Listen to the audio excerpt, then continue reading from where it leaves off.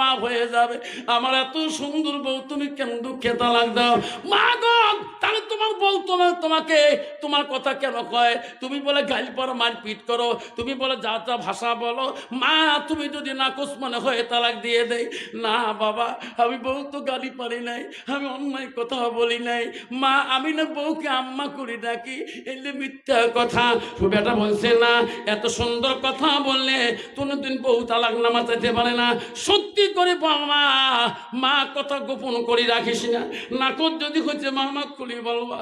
মা করছে না বাবা, আমার নাকচ না, আমার পছন্দ না। মা তাহলে তোর বউ এত কষ্ট করি আজকে কয়েকদিনের জন্য সংসার করি, সোনা গয়না নিয়ে সব দেয়া রেডি হয়ে গেছে। লাস্টে বলে বাবা আমার কথা আজকে বিশ্বাস হয় না কেন? না না মা সত্যি করে বলো। লাস্টে ছেলে বেঈমান বললো রে, আজকে এত সুন্দর বউ যদি চলে যায়, আই রে আজকে আমার শ্বশুর বড় চাকরি করে, আমার শ্বশুর হলো ডিরেক্টর অফিসার, আমার শ্বশুরের হাতে আমার চাকরির অ্যাপয়েন্টমেন্ট লেটার হয়ে যায়। এই বউ যদি চলে যায়, কালকে আমার চাকরির থেকে সাসপেন্ড হয়ে যাবে, আমার সংসার চলে যাবে, আমার চাকরিও চলে যাবে, সুন্দর বউ চলে যাবে। তবু মা সত্যি কথা কেন খুলি বলে না?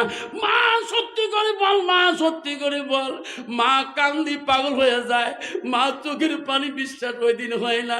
লাস্টে অফিসার মনে করলো রে, এই বেঈমান বুড়ির জন্য এত সংসারটা নষ্ট হয়ে যায়।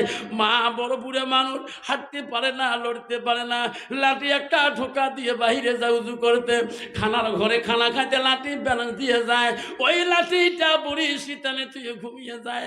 অফিসার দেখলো শীতানে লাঠিটা খাড়া করা, মনে করলো মা যখন সত্য কথা বলে না, এই বুড়ি শাস্তি না দেওয়া পর্যন্ত মার জবান দিয়ে কথা আসবে না।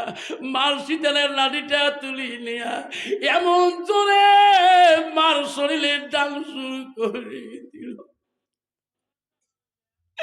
মা বলছে মালিক মালিক যারা মা,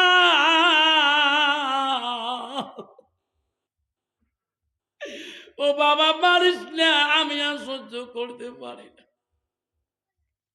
মাকে বিছনার মধ্যে ডাঙে ফেলে দিয়ে বাইরে যখন বেরিয়ে যায়, বেঈমান বিবি বলে স্বামী গো তোমার ন্যায় বিচার আজকে পাইলাম, চলো গো স্বামী সুখের সংসার বানাবো, জীবনে বাপের বাড়ি যাবো না। চলে নাউজুবিল্লাহ।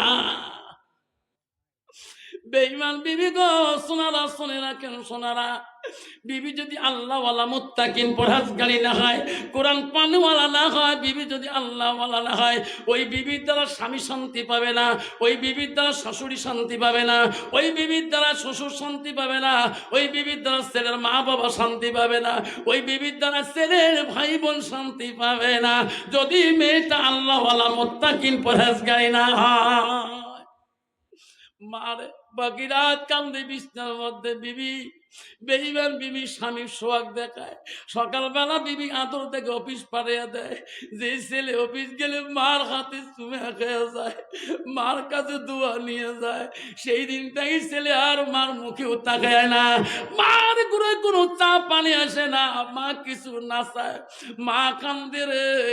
একদিন দুই দিন কিছুই খাইতে পারল না, মা তো নামাজ পড়বে, তাহাজ্জুদ পড়ে আল্লাহর কাছে কান্দে, নামাজ পড়ে আল্লাহর কাছে কান্দে, স্বামীকে ডাকি ডাকি বলে স্বামী গো আপনি কবরে ঘুমাইছেন গো স্বামী, বিবাহিত জীবনে কোনোদিন আমার গার মধ্যে আঘাত দেন নাই, একটা ফুলের টোকা দেন নাই গো স্বামী, এমন কুসন্তান জন্ম দিয়ে গেলেন গো স্বামী, সেই সন্তানের লাঠির আঘাতে আমি আজকে ঘুমাইতে পারি না। স্বামী গো থাকো কবরে পড়ে গো স্বামী, থাকতে পারি না খিদার জ্বালা, সকালবেলা বেলা হয়েছে রে, খিদা মা সহ্য করতে পারে না, পাড়ার গ্রামে যায়, গ্রামে পাড়ার মধ্যে যায়, সব ছেলেরা বলে খালাম্মা